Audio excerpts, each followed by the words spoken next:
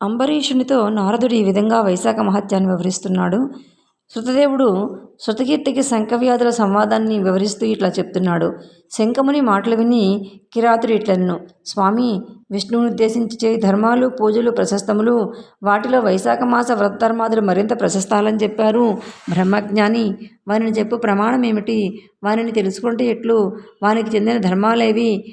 వేని చేత అతడు సంతోషిస్తాడు? నీ సేవకుడునకు నాకు ఈ విషయాలు తెలుసుకోవాలని కోరిక ఉంది, దయవించి చెప్పకూర్చున్నానని శంఖమహాముని సవినయంగా అడిగిను. శంకుడును, కిరాతుడా వినుము చెప్పెదను. శ్రీ మహావిష్ణువు రూపము పాపరహితము, ఆలోచనకు అందనిది. బ్రహ్మ మొదలగు దేవతలు, మహాత్ములకు మునులు తెలుసుకొనజాలనిది. శ్రీ మహావిష్ణువు శక్తి గుణములు సర్వదా సంపూర్ణములు, నిశ్చయముగా సమస్తమునకు అధిపతి, గుణరహితుడు, నిష్కలుడు, అనంతుడు, సచ్చిదానంద రూపుడు, చరాచర స్వరూపము, సాటిలేనిది. దీనికి అధిపతి ఆశ్రయము శ్రీ మహావిష్ణువు. ఇవన్నీ పోయినను శ్రీహరి స్థానము పోదు. ఆయన నిత్యుడు. ఉత్పత్తి, స్థితి, సంహారము వీని ఆవృత్తి, ప్రకాశము, బంధమోక్షములు వీని ప్రవృత్తులు నివృత్తులు అన్నీ కూడా పరమాత్మ వలనే జరుగును. ఇదియే పరబ్రహ్మ లక్షణము. ఇతడే పరబ్రహ్మమని జ్ఞానుల అభిప్రాయము. జ్ఞానులు శ్రీమన్నారాయణుడే పరబ్రహ్మని చెబుతారు. చతుర్ముఖ బ్రహ్మమున్నగు వారిలో బ్రహ్మపదం చతుర్ముఖాదులకు సార్థకము కాదు. పరబ్రహ్మయగు శ్రీమన్నారాయణుని అంశను భాగమును పొందిన చతుర్ముఖ బ్రహ్మాదులు పరిపూర్ణమగును.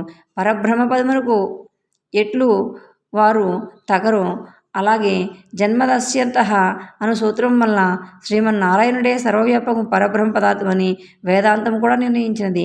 శాస్త్రములు, వేదములు, స్మృతులు, పురాణములు, ఇతిహాసములు, పంచపాత్రాది ఆగమములు, భారతము మున్నగు వాణిచేతని పరబ్రహ్మయగు శ్రీమన్నారాయణుని తెలుసుకుంటూ వీరగును.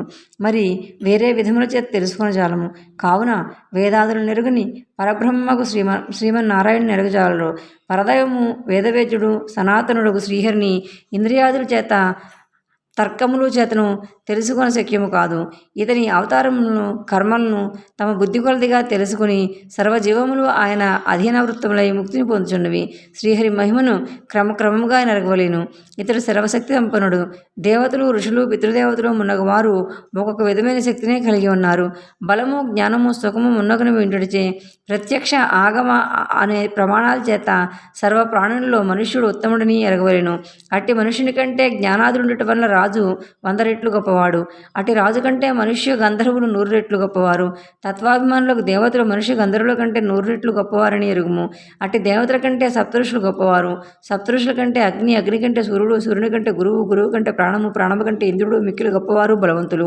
ఇంద్రుని కంటే గిరిజాదేవి, ఆమె కంటే జగద్గురువు శివుడు, శివుని కంటే మహాదేవి బుద్ధి, బుద్ధి కంటే మహాప్రాణము గొప్పవి. అట్టి మహాప్రాణము కంటే గొప్పది లేదు. ఆ ప్రాణం నుండే సర్వము ఉన్నది. ఆ ప్రాణం నుండియే ప్రాణాత్మకం విశ్వమున్నది. సర్వము ప్రాణము ఎందే కూడి ఉన్నది. ప్రాణం వల్లనే సర్వము కదులుచున్నది. నల్లని మబ్బువలే ప్రకాశించిన ఈ ప్రాణము సర్వాధారమని పెద్దలు చెప్పుచున్నారు. లక్ష్మీ కటాక్షంచే ప్రాణం నిలిచిండును. ఆ లక్ష్మీదేవి శ్రీమన్నారాయణుని కొద్దిపాటి దయచేతని మరింతగా ప్రకాశించును. అట్టి సర్వాధారుడు, సర్వోత్తముడు శ్రీ మహావిష్ణువు కంటే గొప్పది, సమానమైనది ఏదీ లేదు అని శంకుడు వివరించుండగా, కిరాతుడు, స్వామి, ప్రాణం అన్నిటికంటే గొప్పదే. ప్రాణము, విష్ణువు రెండిట్లో ఏది గొప్ప వివరింపమని చెప్పేసని శంఖముని ప్రార్థించను. అప్పుడు శంకుడు ఇట్లనెను: కిరాత వినుము. సమస్త జీవులు పరిశీలించి నిర్ణయించిన ప్రాణాధిక్యమును చెప్పుదును వినుము. పూర్వము శ్రీమన్నారాయణుడు బ్రహ్మాండమును సృష్టించి బ్రహ్మాదులతో ఇట్లనెను: దేవతలారా, నేను మీ దేవతల సామ్రాజ్యానికి బ్రహ్మను అధిపతిగా, రాజుగా నియమిస్తున్నాను. మరి మీలో రాజు గొప్పవారు ఎవరో చెప్పిన వారిని యువరాజుగా చేయుదును. అతడు శీలము, శౌర్యము, ఔదార్యము ఉన్న గుణములు కలిగి ఉండవలను అని శ్రీహరి పలుకగా, ఇంద్రాదులు నేను గొప్ప అనగా నేను గొప్ప అని పరస్పరం వివాదపడిరి. కొందరు సూర్యుడు గొప్పవాడనిరి, ఇంద్రుడు గొప్ప అని కొందరనిరి. కొందరేమీ వెనక మౌనంగా ఉన్నారు. ఇంద్రాది దేవతలు యువరాజు పదవికి తమలో తమ ఎవరో తెలియక, నిర్ణయించుకునలేక శ్రీమన్నారాయణుని కడుకుపోయి ఆయనని అడిగిరి. అప్పుడు శ్రీహరి నవ్వుచూ, విరాట్ పురుషుడిని సృజించిన ఈ స్థూలదేహము వైరాజమనుబడును. ఈ దేహమును చాలామంది దేవతలు అంశరూపమునుండిరి. ఏ దేవుడు, ఏ దేవుని అంశో ఈ శరీరం నుండి బయటకు వచ్చిన ఈ దేహం పడిపోవును. ఎవరు ప్రవేశించిన లేచునో అతడే ఆ దేవుని అంశే. బ్రహ్మ తర్వాత యువరాజు పదవికి తగిన దైవమును పలికిను. శ్రీహరి చెప్పిన మాటలకు దేవతలందరూ అంగీకరించిరి. స్థూల శరీరమును పాదము నుండి ముందుగా జయంతుడు, దేవశ్రేష్ఠుడు వెలుపలికి వచ్చెను. అప్పుడు ఆ శరీరం నడవలేక ఎండును. కానీ వినుట చూచుట మున్నగు సర్వకార్యములు చేస్తుండెను. అప్పుడు ఆ దేహిని కుంటివాడెనరి. స్థూలదేహము గుహ్యవయం నుండి దక్షుడు ప్రజాపతి యువలకు వచ్చెను. శరీరం పడిపోలేదు. వినుచు చూచుచూ పలుకుచూ గాలిని పీల్చు ఉండెను. తరువాత హస్త ప్రదేశం నుండి ఇంద్రుడు వెలుపలకు వచ్చెను. అప్పుడు ఆ దేహిని హస్తహీనుడెనరి. ఆ శరీరం ఇంద్రుడు బయటకు వచ్చిన చూచుట మున్నగు వాంఛ చేయుచుండెను. తరువాత కన్ను నుండి సూర్యుడు వెలుపలకు వచ్చెను. చూపు లేకపోయెను. ఆ శరీరం వినుట మున్నగు పనులు చేయుచుండెను. దేహం ముక్కు నుండి అశ్విని దేవతలు వెలుపలకు వచ్చిరి. వాసన చూడలేకపోయాను. కానీ వినుట మున్నగునివి శరీరం చేయుచునే ఉండెను. దేహం చెవుల నుండి దిక్కులు వెలుపలకు వచ్చినవి. అప్పుడు ఆ దేహికి వినుటి లేకపోయాను. చెవిటివాడెనరి. చూచుట మున్నగు పనులు చేయుచుండెను. దేహం నాలుక నుండి వరుణుడు బయటికి వచ్చెను. దేహికి రుచి తెలియకుండెను. వినుట మున్నగు వాణిని చేయుచుండెను. శరీరం పడిపోలేదు. పిమ్మట వాక్కునకు అధిపతికి అగ్ని బయటికి వచ్చెను. ఆ శరీరం మాటలేకపోవటచే మగవాడయ్యను. చూచుట మున్నగు వాణిని చేయుచుండెను. జ్ఞానస్వరూపుడు రుద్రుడు శరీరం నుండి వెలుపలికి వచ్చెను. శరీరికి జ్ఞానము లేదు కానీ వినుట మున్నగు ఉండెను. తరువాత ప్రాణము వాయువు వెలుపలికి వచ్చెను. అప్పుడు శరీరము కనులు చెవులు మాట మున్నగునివి పనిచేయుచునను నిశ్చేచుడై పడిపోయాను. దీనిని చూచి దేవతలందరూ ఆశ్చర్యపోయారు. అప్పుడు శ్రీహరి ఇట్లనెను, నిర్జీవమై పడిపోయిన శరీరము ఏ దేవత ప్రవేశిస్తూ లేస్తుందో అతడే యువరాజుని పలికెను. శ్రీహరి మాటలు విని జయంతుడు దేహిపాదమును ప్రవేశించెను.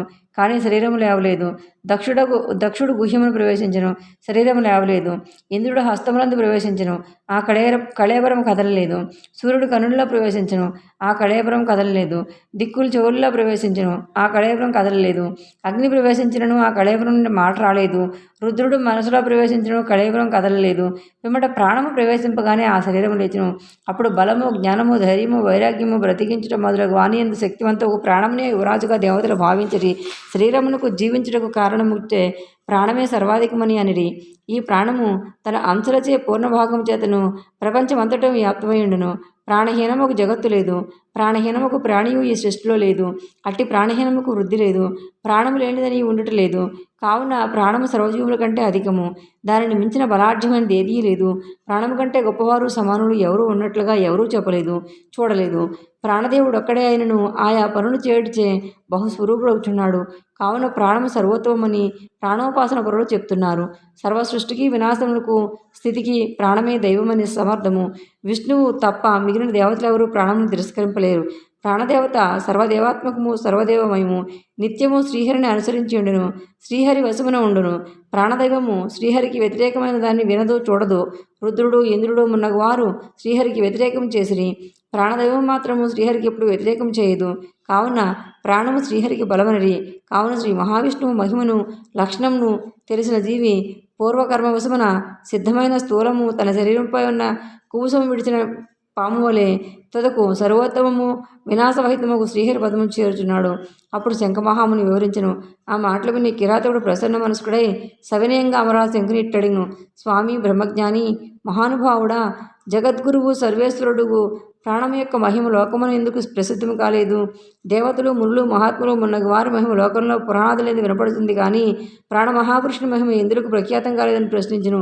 అప్పుడు శంఖమహాముని ఇట్లనెను. పూర్వము ప్రాణమహాపురుషుడు సర్వోత్తముడు శ్రీహరి అశ్వమేధ యాగాలు చేసే సేవింపదలిచి గంగా తీరానికి పోయాను. నాగళ్లతో ఆ నేలను దున్నించి శుద్ధి చేసి యాగశాలను నిర్మింపదలిచెను. నాగళ్లచే దున్నించుండగా పొట్టలో తవ్వు చేసుకుని కణ్వమహాముని నాగలు తగులడిచే తపోభంగమై కోపించును. పొట్ట నుండి వెలుపుకు వచ్చి కోపించి తన విగ్రహమును ఆచరించిన ప్రాణపురుషుని చూచి ప్రధానుడని గర్వించితివి. నీవిట్లు నా తపము విఘ్నమును ఆచరించితివి గాన నీకు ముల్లోకములందు ప్రఖ్యాతి ఉండదు, భూలోకమును మరింతగా ప్రఖ్యాతి ఉండదని శపించెను. శ్రీహరి అవతారములు ప్రసిద్ధములగును గాని నీవు మాత్రం ప్రసిద్ధుడు కావని అనెను. ప్రాణ మహాపురుషుడు కోపించి దోషము లేని నన్ను తప్పు చేయకున్న వారిని ఇట్లు శపించితి కావున కణ్వముని నీవు గురుద్రోహివి కమ్మని శపించెను. నీ ప్రవృత్తిని అందరూ నిందించరని అనెను. కణ్వముని శాపం వల్ల ప్రాణమహాపురుషుడు భూలోకమును ప్రసిద్ధి కాలేదు. కణ్వుని ప్రాణశాపమును అనుసరించి తన గురువు భక్షించిన సూర్యునికి శిష్యుడైన కిరాత నీవడిగిన వారన్నింటినీ చెప్పితిని, ఇంకను అడగవలసింది అడగమని శంకుడు పలికెను అని శృతదేవుడు శృతకీర్తి మహారాజుకు చెప్పెను. ఈ విషయాన్ని నారదుడు అంబరీషునికి వివరించెను. వైశాఖ పురాణం 24వ అధ్యాయం సంపూర్ణం. సర్వే జనా సుఖినో భవంతు.